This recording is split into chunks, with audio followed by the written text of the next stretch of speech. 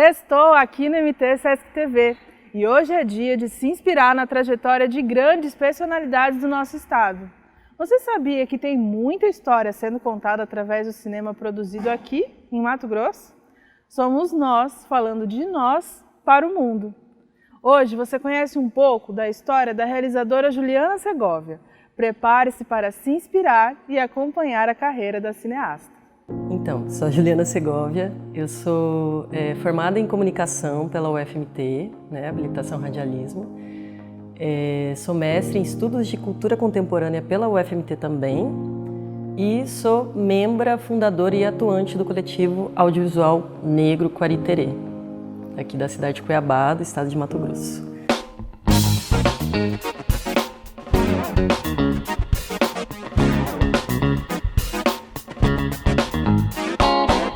Então, assim, falando realmente de uma parte mais prática, eu comecei no audiovisual depois de formada. Assim, obviamente que, no curso a gente tem acesso à instrumentalização no sentido de, manipular a câmera ou aprender uma edição, O curso tem essa parte prática, o curso de rádio e TV. Só que, de fato, quando eu comecei foi a partir do momento que eu comecei a me relacionar com pessoas do cenário artístico, fundamentalmente musical, e eu comecei a produzir alguns vídeos teaser para divulgar o show de algumas pessoas que eu conheço da cidade e que eu me relacionava na época, como da Estela Seregati, do Ebinho Cardoso. Então, a gente queria divulgar um show e aí a gente fazia vídeos convite, o nome. E aí a minha amiga Carol Barros, que é uma produtora cultural aqui do estado, ela falou assim: Ju, poxa, você tem um olhar legal, você tem um olhar bacana, por que você não dá continuidade nisso, já que você também é formada nisso, que é esse suposto aval profissional que a gente recebe, E com esse incentivo, porque a gente, pensando nessa condição do ser mulher, de ser mulher negra, nessa época nem tinha essa dimensão da racialidade, nem a dimensão da discussão do gênero, mas hoje eu entendo que eu não tinha toda essa proposição e autoestima para acreditar que eu era capaz. E com esse incentivo de pessoas que eu gosto, que eu tenho afeto, falando que eu tinha ali um potencial, eu comecei a desenvolver, arriscar na fotografia estilo, a fotografia estática primeiro, e fazendo vídeos, só que de maneira sempre experimental e ainda não inserida nesse mercado de trabalho. Então, quando eu começo a colocar tudo isso que eu produzo através do meu olhar nas redes sociais, então a rede social ela é impulsionadora para quem trabalha com meio artístico, audiovisual, porque acaba sendo uma vitrine daquilo que a gente produz. Eu comecei a ser chamada para projetos, e principalmente projetos que envolvem cultura e arte, vamos dizer assim, Não necessariamente esse mercado publicitário ou de, enfim, que a gente tem estabelecido aqui também na cidade de Cuiabá. Então, já de cara, eu entrei para esse nicho de projetos culturais, artísticos, tanto que eu fiz parte de uma equipe que registrou uma comunidade quilombola, na época, de Lagoinha de Baixo e de Cima, então eu fiz todo o registro fotográfico em vídeo. Isso virou vários produtos que circulou como exibição, enfim, dessas fotografias. E a partir disso, o Sesc também olha para essa produção que eu estava realizando com parcerias com a UFMT, enfim, com esses projetos acadêmicos também.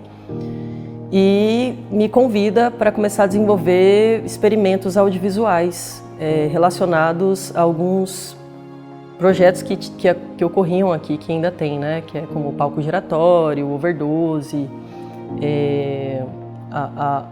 como que é o nome? Aldeia Guaná, enfim, o seminário de políticas culturais. Aí eu comecei a desenvolver para o Sesc. Então o Sesc ele é também esse propulsor do acreditar em mim, de acreditar no meu olhar, de impulsionar a minha autoestima e também um propulsor da minha inserção nesse mercado de trabalho, porque a partir daí eu começo a ter uma renda com audiovisual.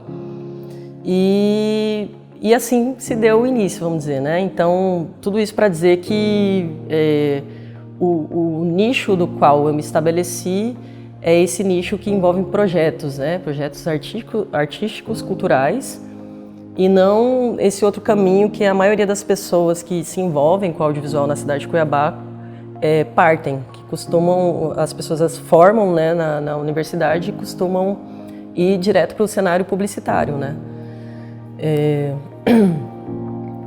Enfim, mas eu também trabalhei no mercado publicitário, porque eu trabalhei ao longo de um ano numa produtora como editora de vídeos, e eu já tinha essa experiência então aí com captação de imagens, né, com fotografia, e aprimorei uma outra coisa que eu gostaria de trabalhar, que é a edição, né? Então eu queria fazer, eu queria desenvolver os meus projetos com o meu olhar, com a minha fotografia, e ao mesmo tempo ser capaz de montar e editar aquilo que eu estava produzindo.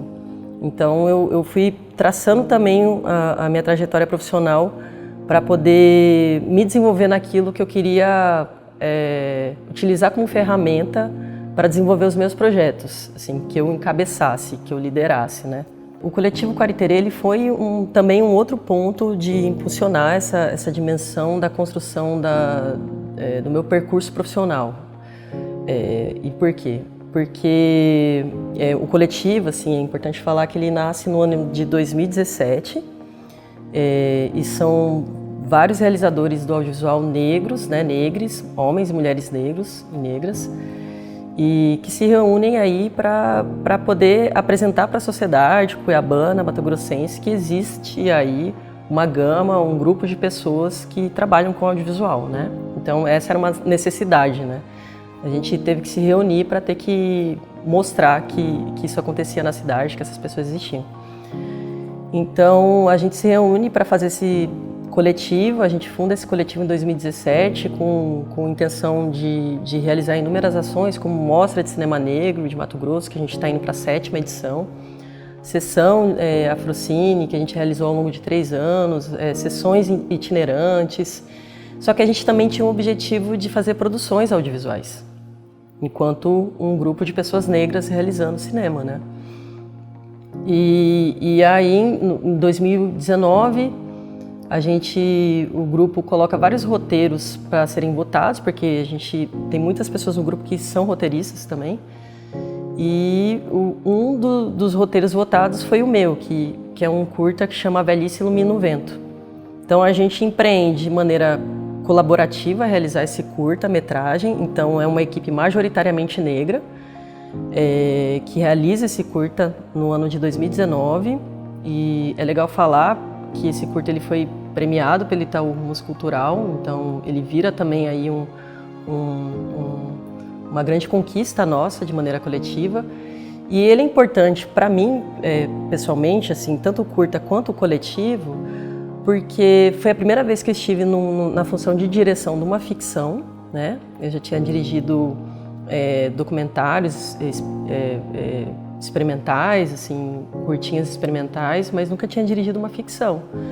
E a experiência de dirigir a ficção é uma outra experiência, assim, na dimensão de equipe, na dimensão de formação de departamento, de lidar com um grupo de pessoas maior, enfim. Então, é uma relação, uma experiência muito intensa, né, que a gente vivencia ao fazer uma ficção, assim, na minha forma de ver. Então, foi muito importante o coletivo, porque a gente reuniu essas forças, né, eu estava falando de autoestima, então você junta várias pessoas que acreditam em si, né, e que botam fé mesmo, né, essa fé não religiosa, né, essa crença daquilo que a gente é capaz de fazer. E eu me senti capaz nesse lugar de ocupar essa função, né, de direção, que é também um lugar que as mulheres ocupam muito pouco no Brasil, né? Obviamente a gente está em um outro momento que a gente tem mais mulheres diretoras, né? Tanto em Cuiabá quanto em Mato Grosso, Brasil. Porém a gente sabe que ainda é um número não vamos dizer, não é um espaço ocupado de maneira igualitária, né? Assim como a gente quer que mulheres ocupem, homens e mulheres negras ocupem, pessoas LGBTQIA+, ocupem, indígenas, enfim. Então a gente se fortaleceu nessa dimensão de apoiar um ao outro. Então o coletivo ele é fundamental mesmo nessa perspectiva de dar esse impulsionamento de um outro passo, assim. Ele é um divisor de águas mesmo. Porque a partir dessa realização que a Velhice Ilumina o Vento, eu começo a acreditar que eu sou capaz de dirigir outros curtas-metragens, como aconteceu. E é muito nesse lugar, né, da gente se inspirar mesmo, né? De imaginar uma cuiabana, uma jovem cuiabana que cursa um curso de cinema, né, que está no início e olha, sei lá, olha para Juliana Segovia, olha para Karine Queiroz, olha para Juliana Curvo, olha para Juliana Capilé, olha para Isabela Ferreira, olha, enfim, para tantas mulheres que estão realizando, sabe, empreendendo a direção e não falando que a gente tem a obrigação de estar nessa função, mas acreditar que é possível também estar ali, entendeu? Então, eu acho que o coletivo teve esse potencial inspirador para mim, e de maneira coletiva, e a gente tem esse potencial individual de inspirar também outras pessoas, né? Mas também nesse somatório de outras pessoas que acreditam que são capazes a partir de ver ali representado alguém e, enfim, é isso. Então, minha relação com a Benedita ela foi protagonista do A Velhice Ilumina o Vento. Porque a ideia do curta era que fossem todas pessoas, homens e mulheres, atores e não atrizes. Porque eu lembro que na época eu estava assistindo filmes brasileiros que eu achava muito massa, que os diretores ou diretoras colocavam pessoas não atores e não atrizes para atuar, e eu achava muito legal esse poder de acessar outros universos, abrindo espaço para além de quem é um ator ou uma atriz profissional, sabe? Tanto é que a Benedita, nessa ideia de descentralizar o acesso também, né? Ela é uma mulher periférica, ela mora no bairro Jardim Passaredo, né? E o curta tinha como ideia que fosse uma mulher negra retinta, a protagonista. E aí a gente ficou, e que fosse idosa, né? Então a gente ficou, nossa, aqui em Cuiabá a gente não tem esse recorte dentro do cenário dos profissionais, né, da atuação, das artes cênicas, que tenha essa idade e que tenha essa cor de pele, essa tonalidade de pele que ela tem. Então a gente saiu em busca, né, como que a gente vai achar a pessoa, tal, e Luísa mora no Tijucal, e é um bairro que faz divisa com Passaredo. Ela lembrou, ela falou que teve um insight, ela lembrou da Benedita, e falou, Ju, eu sei quem é a pessoa que você está falando. É ela, porque o curta traz essa mulher muito radiante, muito feliz, muito para cima, né? E aí ela mandou a foto da Benedita. Eu lembrei da Benedita que uma vez eu entrevistei ela para um outro projeto em 2016, 2015. E eu falei, nossa, eu lembro dessa mulher. Essa mulher, de fato, ela é inspiradora. Ela é uma mulher que vai se encaixar perfeitamente. E aí a Luísa avisou ela que a gente ia ao encontro dela, foi eu e Maurício, que foi o produtor executivo do curta, conversar com ela. A gente contou a história do curta, a gente mal terminou a história de contar a história do curta para ela, ela falou, tô dentro, se vocês quiserem eu faço, vocês podem pedir para eu fazer qualquer coisa que vocês quiserem que eu vou fazer. Então já ali rolou uma conexão entre eu e a Benedita. A partir desse momento eu sabia que eu nunca mais iria me desvincular dela. Porque foi realmente uma conexão dessas que a gente, de afinidade, de afeto, de carinho, que a gente não tem palavras para explicar, assim, não é um raciocínio. O papo tá bom, né? E continua após o intervalo. Não saia daí.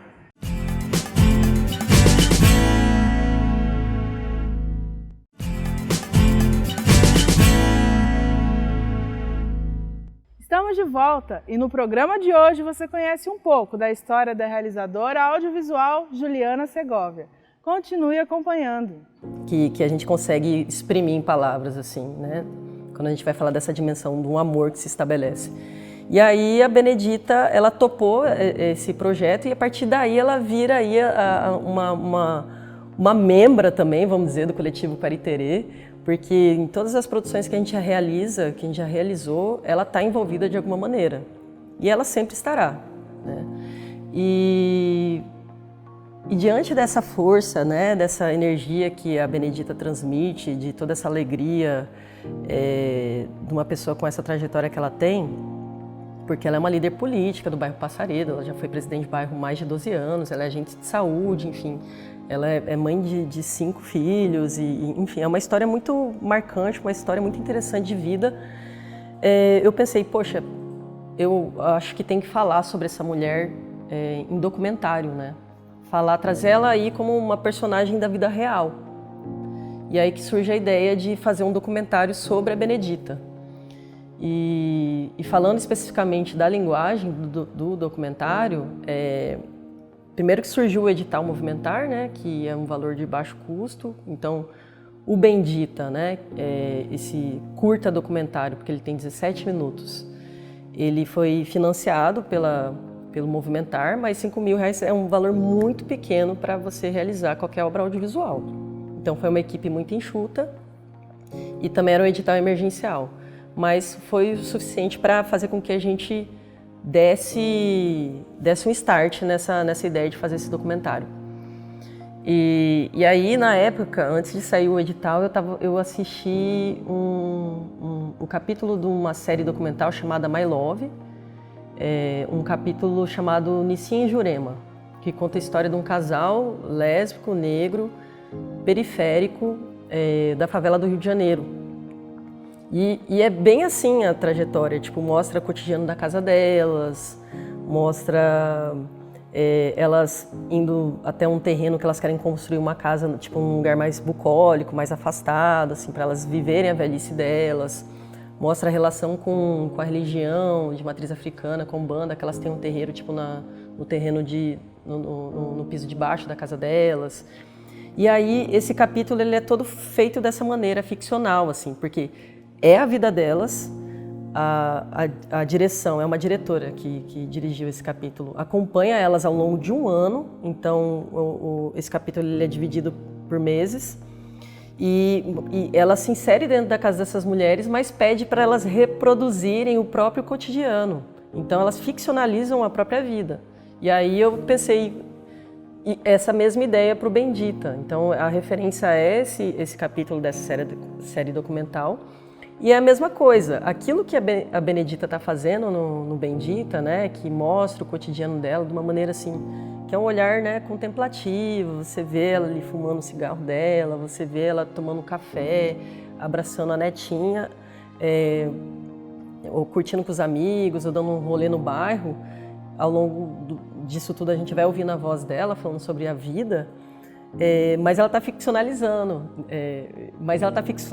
o real dela. Então, falando mesmo da estrutura do documentário.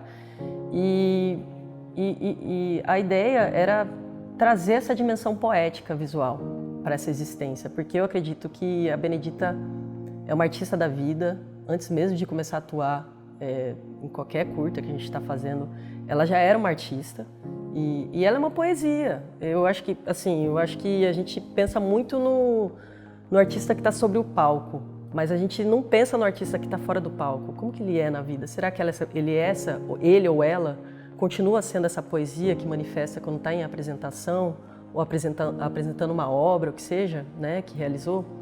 Então, eu acredito que existem pessoas que são artes ambulantes, vamos dizer, um suprassumo da arte, uma poesia que anda por aí, né? E Benedita ela tem esse potencial, ela é essa pessoa, e a gente só teve a felicidade de poder agora expressar essa poesia dela através do audiovisual, o que a gente tem feito, sabe? Mas para mim ela sempre foi uma artista, assim. Eu acho que pensar na arte descentralizada é você ter um ideal político de vida. E eu falo um ideal político de realmente você conseguir olhar para a sociedade e entender as estruturas que a atravessam, né? Se a gente não faz isso sem esse olhar, né, desse nível político estrutural, tudo que a gente fizer, pode ser qualquer outra área do conhecimento, outra área profissional, a gente vai agir sem conseguir trazer essa bagagem de se entender enquanto condição de existência e corpo naquele meio que a gente perpassa, né? Seja profissional, enfim, familiar, de sociabilização. E eu estou falando isso para dizer que esse audiovisual que a gente propõe, ele traz essa dimensão do audiovisual também descentralizado. E você pensar algo descentralizado é você ter essa visão estrutural de sociedade, porque quando a gente fala de descentralização, a gente não tem como falar e não ver quem é que está nas periferias, né, do Brasil, né, falando Brasil. E quem são as pessoas que estão nas periferias? Quem são os trabalhadores desse país, né? E aí a gente está falando de uma população maioria negra, né, entre homens e mulheres, né? Então, a nossa proposta de trazer essas temáticas que abarcam essa dimensão da negritude, das mulheres negras, né? Das mulheres cis e travestis negras, da população negra periférica trabalhadora, mas não só periférica também, porque a gente tem que falar das pessoas que... por exemplo, o Aqui Jaz a Melodia mesmo, ele traz como protagonista, não é um homem periférico, que é o João. O João, ele é um homem que é de uma camada média econômica, mas é para falar assim também, poxa, a gente está num país que as pessoas precisam acreditar que é possível também sair de uma condição de miserabilidade. E o audiovisual tem esse potencial de trazer também que é o chamado afrofuturismo, né? Que é a capacidade de sonhar. A gente precisa sonhar. A arte, ela tem ela é um instrumento de fazer sonhar, e sonhar é revolução. Então, quando a gente sonha, a gente é capaz de se movimentar para fazer o sonho acontecer. Então, o nosso audiovisual é um audiovisual que tem essa potência nessa perspectiva do afrofuturismo do sonhar.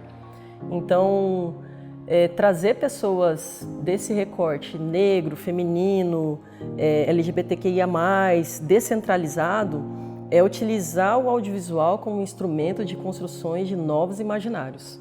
Porque a gente sabe que no Brasil, o imaginário, a narrativa, o discurso que se perpetua, o discurso racista, o discurso machista, o discurso classista, ele se perpetua também através da construção do audiovisual. A gente sabe a potência que as novelas têm, né, para trazer uma conversa de botequim, para trazer uma conversa entre família, né? A gente sabe a potência que a novela, que o filme tem para levantar discussões. E então, quando a gente tem isso na cabeça, seja de maneira individual, coletiva, a gente olha para a arte como um instrumento de alterar também a sociedade, sabe? Ou pelo menos de movimentar, provocar as pessoas a quererem sair da cadeira, ou quererem mudar as condições das coisas como estão, né, estabelecidas. Elas não são fixas. A gente não pode acreditar que está tudo fixo, sabe? Então, o audiovisual, nessa perspectiva, é isso, é vê-lo como esse instrumento de mudança de imaginário mesmo. E aí que é a importância de ter esses polos, né, difusores, né, de formação. A gente precisa ter lugares estabelecidos para a gente poder ir atrás de uma oficina, ir atrás de um curso. E aí a gente entra numa temática muito importante, porque assim, a gente não pode esquecer que o audiovisual, pensando nesse acesso, ele é ainda algo elitizado, né? A gente está falando de um espaço, de um cenário não só artístico, mas profissional. E isso envolve equipamentos, envolve formação, né, conhecimento do uso de equipamentos, envolve formação de gestão de equipe, enfim, a gente precisa ter um raciocínio aí que envolve um arcabouço de conhecimento. E quando a gente fala do acesso para isso, a gente está falando de um acesso que é muito dificultado, né? Você chegar numa universidade pública e fazer um curso de cinema, provavelmente é para quem teve um ensino que vai, né? Que bom que existem as cotas raciais, que vão permitir que pessoas negras adentrem, né, uma universidade pública. Mas a gente está falando de uma maioria uma maioria ainda branca e masculina que acessa esse conhecimento, que acessa essa instrumentalização, e eu estou falando de uma maioria branca, cis, hétero, herdeira. Então, o que eu estou querendo dizer é que o audiovisual, enquanto tanto esse mercado de trabalho quanto esse aspecto artístico, ele é elitizado, a gente não pode negar isso. E aí, a grande importância de espaços como o SESC, que eu tive acesso a inúmeras oficinas que não cobravam valores. Então, eu fiz um curso de edição, que era um módulo que durou 4 meses, com um professor que eu admiro muito, que foi o Wendel Veiga, que me indicou para uma produtora, que foi a primeira vez que eu trabalhei com uma editora de vídeos, uma produtora, e eu tive acesso a isso. Então, e houveram outras oficinas de audiovisual que complementaram. Eu fiz um curso, né? Eu fiz um curso de rádio e TV, eu tive acesso lá também. Só que isso tudo complementou meu conhecimento. Então, eu acho que a existência de polos como o SESC, assim como essa difusão e a importância disso como essa capacidade de formação, ela é fundamental. Eu não consigo falar da minha experiência profissional, artística, sem falar do SESC. O SESC é uma peça fundamental na minha existência mesmo, porque é uma instituição que acreditou em mim. Então, é um lugar que eu me sinto em casa quando venho aqui, né? Sempre, porque é um lugar que eu transitei. E é um desejo que continue oferecendo, né? E que as pessoas não tenham medo de vir até aqui, né? Porque a gente sempre falou, né, sobre essa capacidade de chegar aqui dentro e se sentir pertencente, né? Eu acho que a gente precisa aproximar as pessoas, né, a periferia desses espaços sociais, assim como o SESC, ou tudo aquilo, né, museus, e que essas pessoas consigam olhar que aquele lugar é dela também. Esses lugares de consumo, de vivência artística, sabe? É um espaço para todo mundo. O programa de hoje contou um pouco da história de quem conta histórias. E fique de olho, porque além de inspiradora, Juliana possui uma carreira promissora pela frente. O programa de hoje chegou ao fim e você pode acompanhar as redes sociais do SESC Mato Grosso para ficar por dentro de tudo que vai acontecer em nossas unidades no final de semana. Tchau!